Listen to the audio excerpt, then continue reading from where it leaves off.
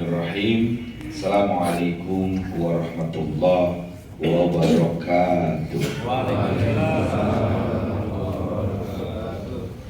Alhamdulillah, wassalatu wassalamu ala rasulillah Sayyidina Muhammadin ibni Abdillah wa ala alihi wa sahbihi wa mawala wa la hawla wa la quwwata illa billah.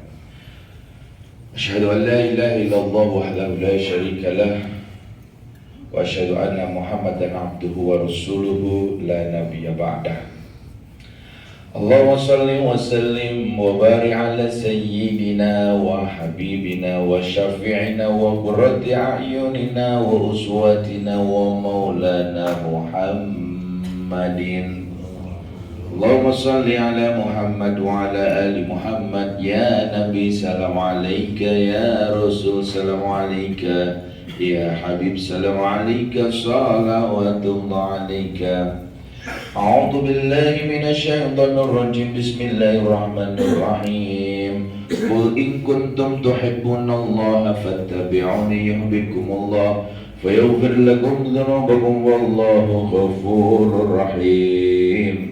Wa qala a'dan laqad ja'akum rasulun min anfusikum azizun 'alaihi ma 'anittum harisun 'alaikum bil mu'minina raufur rahim. Shadaqallahul 'azim. Alhamdulillahirabbil alamin. Bapak Ibu jamaah haji plus Arbina Reka Perdana, mudah-mudahan dalam keadaan sehat walafiat.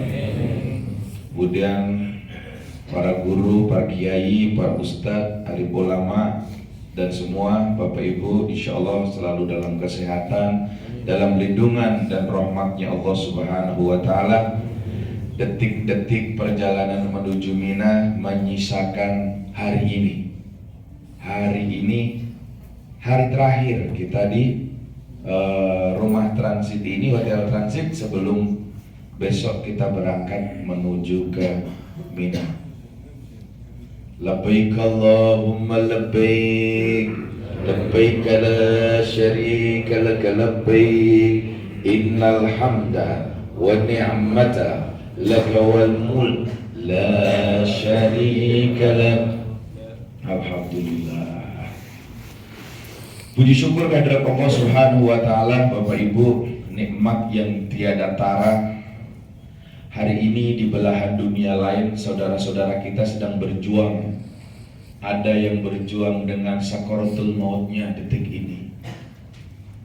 Teman-teman kita, saudara-saudara kita di Jakarta sampai last minute masih berjuang cari visa agar bisa hadir di tanah suci Mekah Madinah untuk haji. Sampai detik ini belum berhenti, sebelum betul-betul ditutup terus berusaha. La haula wa la quwata illa billah. Terus hari ini juga saudara-saudara kita sedang berjuang dengan sakit mereka di rumah sakit. Kita sehat, udara masih gratis, gitu ya. Maka la in syakartum la azidannakum wa la in kafartum inna azabi lasyadid. Terus kita bersyukur sama Allah, bersyukur sama Allah. Kemudian salawat serta salam kita sampaikan kepada junjungan kita Nabi Agung, Nabi mulia, Nabi yang paling mencintai kita.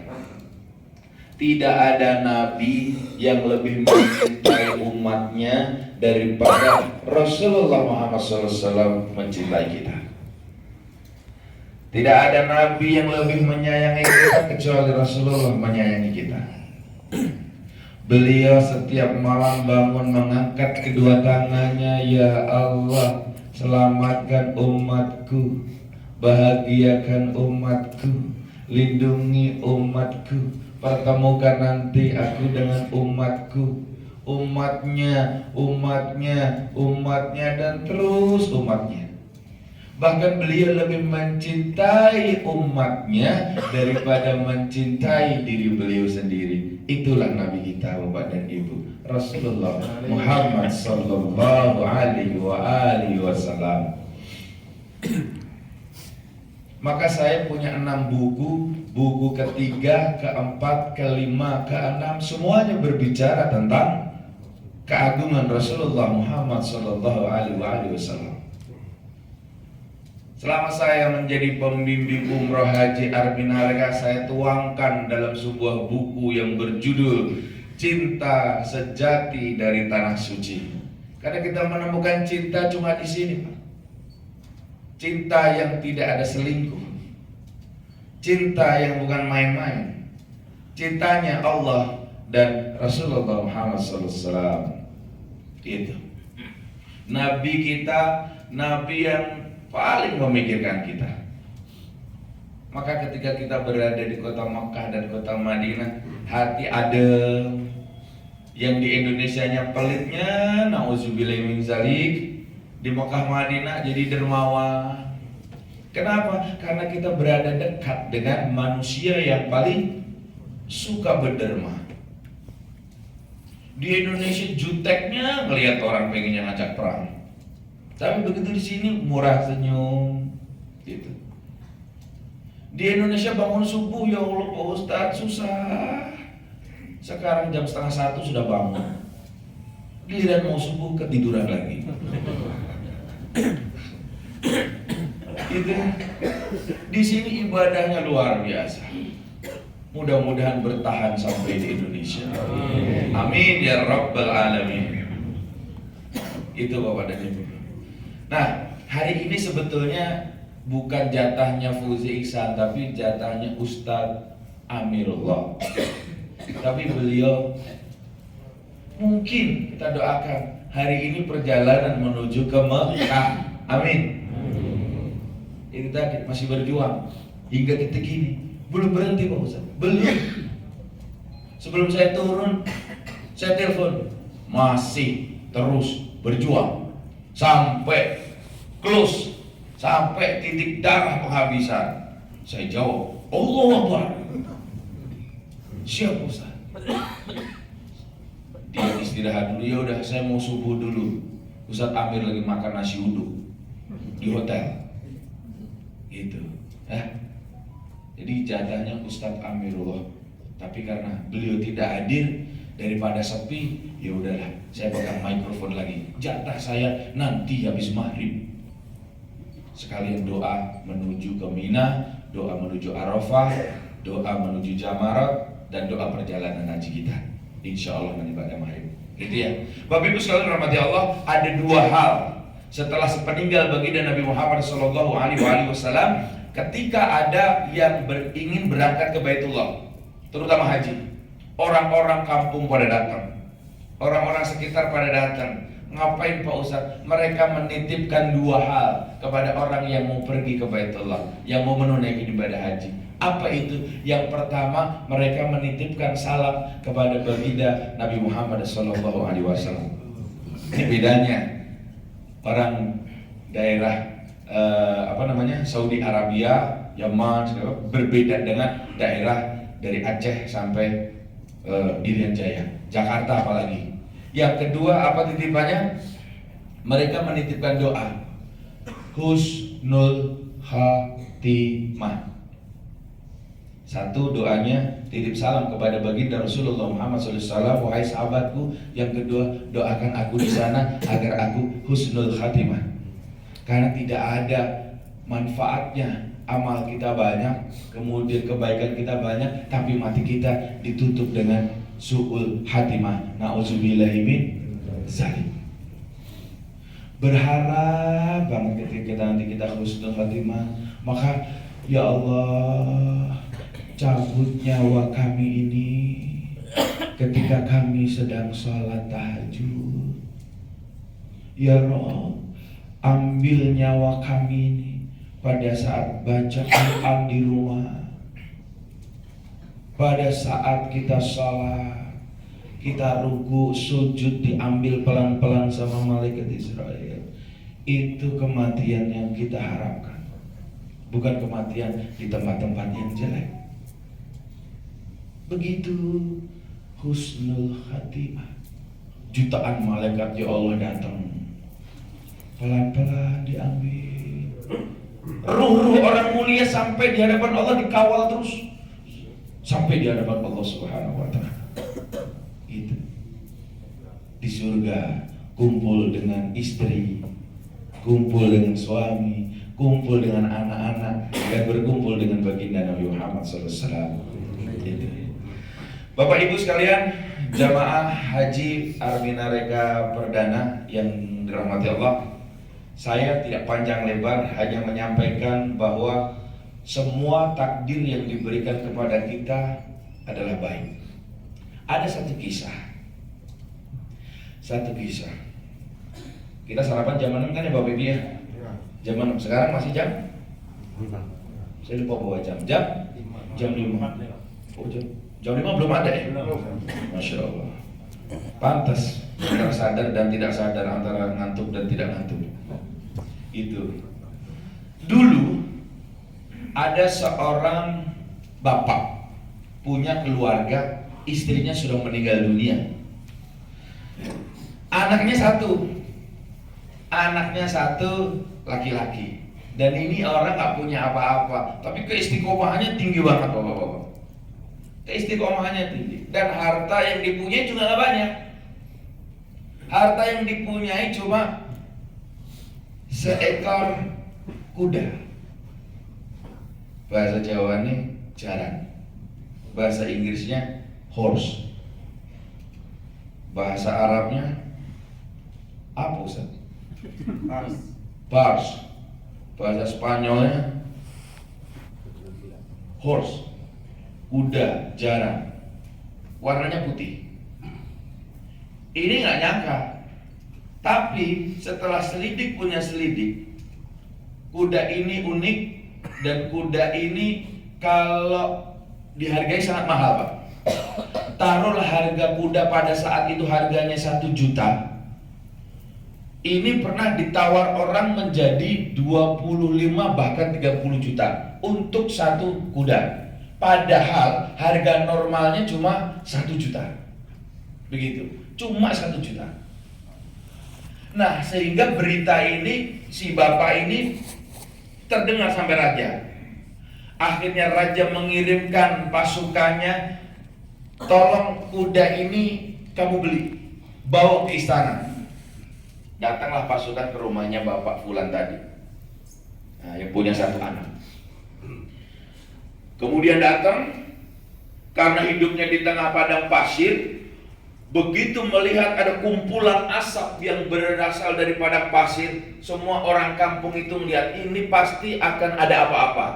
Dan betul, ternyata pasukan istana itu datang ke rumahnya si Fulan dan ingin mengambil kuda tersebut. Setelah salam, assalamualaikum warahmatullahi wabarakatuh, dijawab waalaikumsalam warahmatullahi wabarakatuh. Pak, saya diperintahkan oleh sang raja untuk membeli kuda bapak. Itu. Orang-orang tetangga-tetangganya itu semua mengatakan, wow, pasti kau akan jadi orang kaya. Kudamu pasti dibeli mahal oleh sang raja.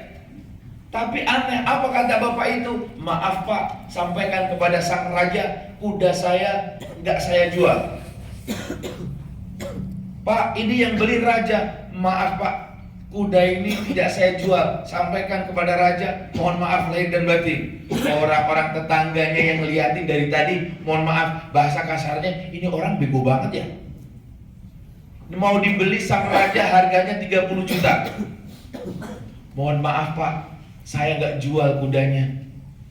Dirayu, dijual, nggak dijual. Akhirnya tetangganya semua ngomongin bapak tersebut dengan, ini bapak rada aneh. Kuda harganya 1 juta, 1 juta. Ini dibeli 30 juta. Kalau dia mau dibeli 30 juta, kan yang 5 juta dia bisa beli kuda lagi. Yang 25 bisa buka usaha bengkel lah. Usaha apa? Sehingga semua orang mengatakan, kamu bodoh. Kamu nggak tahu bisnis, rugi kamu. Apa kata bapak itu sama tetangganya? Saya nggak rugi sedikit pun, untung juga enggak. Seiring waktu berjalan, seminggu kemudian kudanya hilang. Apa kata penduduk? Apa kata tetangganya? Nah lu, coba kalau kemarin dijual, kamu gak rugi, kamu dapat 30 juta. Nah sekarang kudamu hilang. Nah, gak dapat apa-apa. Kata orang-orang, rugi kamu. Lagi-lagi Bapak Ibu mengatakan, enggak, aku gak ngerasa rugi, biasa aja, keles.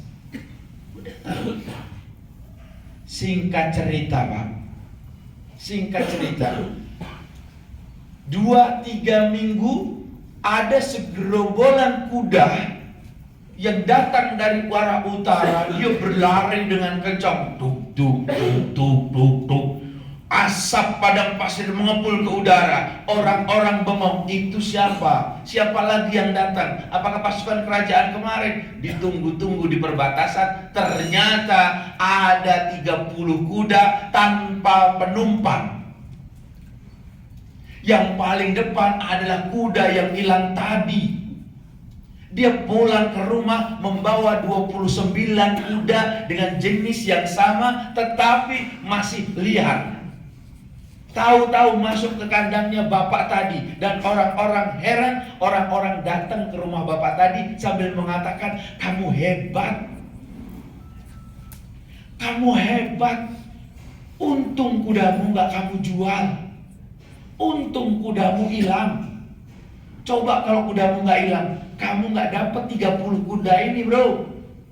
Hebat kan? Semua orang mengatakan kamu hebat. Untung gak kamu jual. Coba kalau kamu jual. Sekarang kamu punya harta 30 juta kali 30. Hebat. 29 kuda itu masih lihat anaknya disuruh menjinakkan kuda yang 29 itu. Nah itu 29 taklukin, jinakin. Dalam proses penjinakan anaknya jatuh, diinjak-injak sama kuda tadi yang 29. Orang-orang itu datang lagi, tetangganya, aduh rugi kamu. Coba kalau kudamu dulu kamu jual, anakmu. Dan akhirnya apa Pak? Kaki kanan dari anak itu patah. Rugi kamu, kata orang. Enggak. Sekarang anakmu patah, kakinya patah. Kau lihat anak-anak yang lain, mereka bisa berlari-lari, mereka bermain-main, petak umpet, layang-layang, kejar-kejaran. Anakmu cuma duduk di atas kursi. Kasihan. Ya, dari mana ini? Coba kalau dulu kudamu kamu jual, anakmu pasti gak cacat. Gitu. Apa yang terjadi? 3 bulan kemudian turun perintah dari kerajaan. Semua laki-laki termasuk remaja harus ikut perang karena keadaan negara darurat, kecuali yang cacat. Orang-orang itu datang lagi, untung anakmu cacat. Coba kalau anakmu cacat, pasti maju perang. Dan dikisahkan dalam kitab tersebut bahwa hampir semuanya meninggal dunia. Anak-anak sepantarannya dia, remaja-remajanya meninggal dunia dalam peperangan. Anak itu sehat karena cacat. Untung anakmu cacat. Itu. Bapak Ibu Jemaah Haji Plus Arbina Reka Perdana, apa makna di balik kisah ini? Bahwa tidak ada takdir yang jelek kepada kita. Allah itu maha baik. Allah tidak pernah memberikan yang baik kepada kita. Memberikan yang baik saja tidak pernah, apalagi memberikan yang buruk. Jadi quote hari ini, Allah maha baik. Allah maha baik. Allah tidak pernah memberikan yang baik kepada kita. Yang baik aja gak pernah diberikan sama kita, apalagi yang buruk. Tapi Allah selalu memberikan yang terbaik buat kita. Hanya ini Pak, kekuatan kita dalam menangkap apa yang menjadi pesan dari semua takdir-takdir Allah Subhanahu wa ta'ala. 2 tahun yang lalu, ya Allah, enggak haji. Ini apa sih maksudnya? Arab Saudi disalahin, pemerintah disalahin, ya, semua disalahin. Kita udah bayar begini-begini, tapi begitu berangkat, Bapak Ibu ya jamaah haji, ini haji yang paling nikmat, yang paling nikmat. Bahkan saking nikmatnya ada jamaah anaknya ikut senang karena bapaknya dapat kain ihram. Saya baru dapat cerita ini semalam nih. Ada yang manasik di area duta udah dapat kain ihram. Nah anaknya itu laki-laki suka pakai kain ihram. Akhirnya sama ibunya dibelikan di Tanah Abang kain ihram buat anak-anak. Begitu bapaknya mau berangkat ke area duta, masukin kain ihram. Begitu tipe manasik yang ternyata yang dibawa kain ihram anaknya.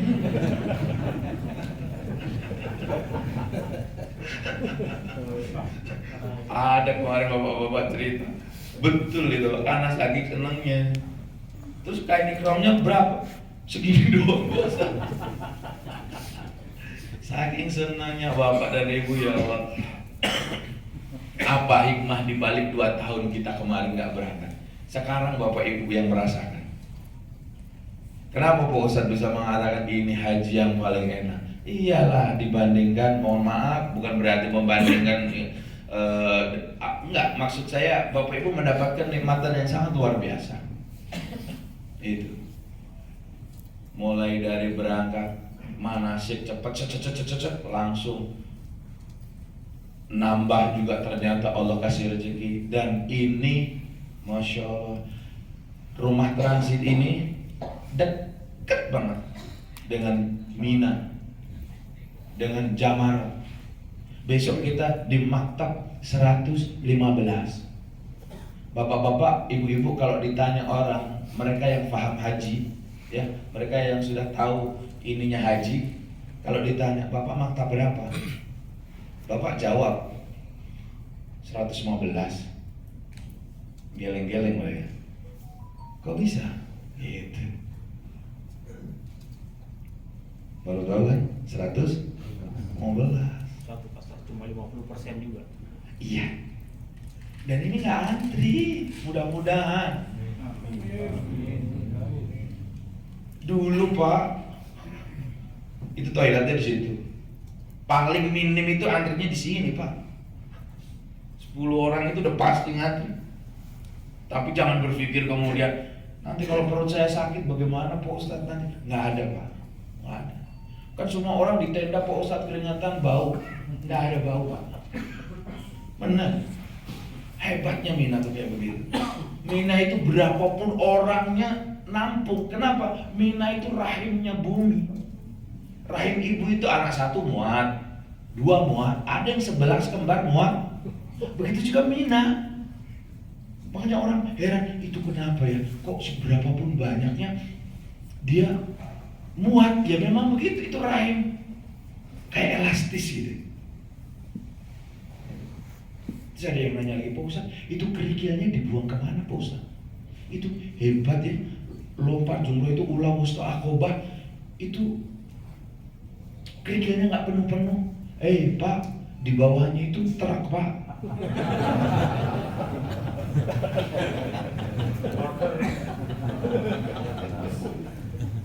Oh hebat ya, berapa? Enggak, itu kan begini. Tadi dijelasin mana sih kan begini. Itu truk penuh jalan. Baru tahu ya. Siap. Jadi ada kemudian jangan dipikir itu idenya kemana ya? Enggak. Jadi masuk Bismillahirrahmanirrahim, satu-satu jalan buang sana kemana? Musdalifah, buang di Musdalifah. Kerikilnya yang muter aja gitu. Jadi jangan dikira magic. Wih, nah gitu. Jadi Mina itu bukan nanti kita akan merasakan kekeluargaan yang sangat luar biasa. Pak Ustadz malu saya Pak Ustadz pakai ini, tetek saya nanti, mohon maaf, tetek saya nanti kelihatan. Iya, makanya laki-laki sendiri, perempuan sendiri. Saya paling senang kalau udah malam saya fotoin itu pada tidur semua pakai putih-putih semua. Terus kemudian saya edit, yang sini saya hilangin jadi putih. Haji tahun 2018, haji tahun 2019. Gitu. Pokoknya nikmat deh. Tinggal besok. Ya. Itu nikmat, Pak. Jadi seperti ini haji. Makanya kalau orang tanya, "Bapak, Armina maktab berapa sekarang?" Jawaban saya pelan, Pak, tapi nusuk. Agak jauh, bro. Berapa? 72 ya? Enggak sih, 115. Wih. Gitu. Baru. Ya. Tenda Arafahnya karpet tebel. Apa itu? AC portable tuh, Pak Dokter, yang gede-gede itu. Ada 1, 2, 3. Udah nih, dingin deh nanti di Arafah. Di Arafah dingin. Jangan bayangin kemudian di Arafah panas, nggak ada tenda. Enggak lah. Kita selalu memberikan yang terbaik buat jamaah haji. Gitu. Walaupun dingin tetap aja yang namanya Arafah. Bunda Guril menyampaikan manasik sore pas saya ada, beliau juga sama. Beliau sependapat bahwa 6 jam di Arafah no handphone. Kenapa? Itu waktu tidak bisa terulang, Pak. Kalau tawaf gak ini, umroh gak ini bisa balik, tapi kalau di Arafah, Masya Allah, gak bisa balik. Makanya Bapak Ibu yang punya kepentingan, selesaikan sebelum jam 11. Ya, selesaikan jam 11. Pamit sama istri, Mama, Papa mau Kufia doakan ya lancar. Anaknya ditelepon, adik, kakak, ayah sama mama mau Kufia doain. Nanti kalau sudah selesai umur, nanti ayah WA gitu. Handphone mati. Bismillah. Di situ cuma ada 2, doa dan perenungan. Doa dan mohon ampun semua. Tanggal itu nggak ada langit loh, Pak. Tanggal itu nggak ada langit. Dibuka 1, 2, 3, 4, 5, 6, 7. Maka orang yang berada di Arafah ketika dia doa, dia langsung tembus kepada arsy Allah. Hanya di hari Arafah, lainnya tidak ada. Makanya selesaikan semua, makan apa, sebelum jam 11. Karena jam 11 kita udah masuk ke dalam tenda semua. Baca labbaik Allahumma labbaik, labbaik la, semua putih. Laki-laki di depan, perempuan, jamaah wanita ada di belakang. Dan gak ada nafsu pada saat itu. Apalagi nafsu sama istri, nafsu sama suami, gak ada. Yang ada cuma pasrah. Mohon ampun sama Allah, mudah-mudahan doa kita semua dosa-dosanya ditinggal di Arafah, pulang dalam keadaan fitrah. Itu dahsyat, Pak. Maka sering saya katakan, doa kadang salah nama suaminya saja lupa, itu beneran. Istrinya lupa, itu beneran. Bukan ngarang-ngarang, enggak. Dan itu memang beneran. Terus berjalan, dah selesai. Maka hari Arafah itu menjadi momen Al-Hajj Arafah. Maka haji itu balasannya bukan apa-apa, Pak. Bukan dapat pekerjaan, bukan rezeki. Itu kan? Laisa lahu jazaa'un ila jannah. Tidak ada balasan buat haji mabrur kecuali surganya Allah Subhanahu wa taala itu. Makanya kita mohon doanya ya.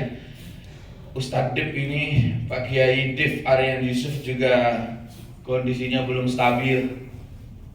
Tadi saya turun kamar, Pak Kiai Agus juga, saya izin dulu. Mudah-mudahan Kiai 2 kita ini sehat lah. Ya doain saya juga, saya sehat. Dan doain saya nggak doain. Mudah-mudahan sehat, bisa sama-sama membimbing sampai selesai. Makanya beliau 2 guru kita ini nggak ada. Ustaz Dev, Kiai Dev ada nggak ada ya? Kemarin habis manasik langsung udah dicek, nanti Pak Dokter Yusuf cek. Pak Kiai Agus juga, Agus izin Izin. Ya udah, saya yang turun gitu ya. Mudah-mudahan sehat semua Bapak dan Ibu ya. Insya Allah nanti akan saya sambung maghrib ya, perjalanan persiapan kita maghrib, dan nanti maghrib insya Allah sama-sama kita berdoa, doa terakhir sebelum kita menuju ke Mina. Sampaikan kepada teman-teman kamarnya, sampaikan kepada teman-teman grupnya, nanti maghrib sama-sama kita berdoa. Ya, rugi kalau kita di sini mau haji, sudah kita tahu kita nggak berdoa bareng-bareng. Karena nanti kita di sana doanya juga bareng-bareng, makan bareng-bareng, berangkat bareng-bareng, pulang bareng-bareng, semua serba bareng-bareng. Maka sebelum berangkat, insya Allah nanti pada maghrib selesai tausiah, ya sekitar 10-15 menit kita doa bersama-sama. Gitu ya Bapak Ibu ya. Sehat selalu. Terima kasih. Insya Allah kita menjadi haji yang mabrur. Amin ya rabbal alamin. Sehat semuanya. Dan sambung doanya teman-teman yang masih berjuang. Udah 62 orang. Mudah-mudahan hari ini ada keajaiban dari Allah Subhanahu wa taala. Mari kita akhiri pertemuan kita dengan sama-sama baca doa kafaratul majlis. Subhanakallahumma wa bihamdika asyhadu an la ilaha illa anta astaghfiruka wa atubu ilaik. Terima kasih. Saya Fauzi Ihsan wa lakum minkum billahi taufik wal hidayah. Assalamualaikum warahmatullahi wabarakatuh.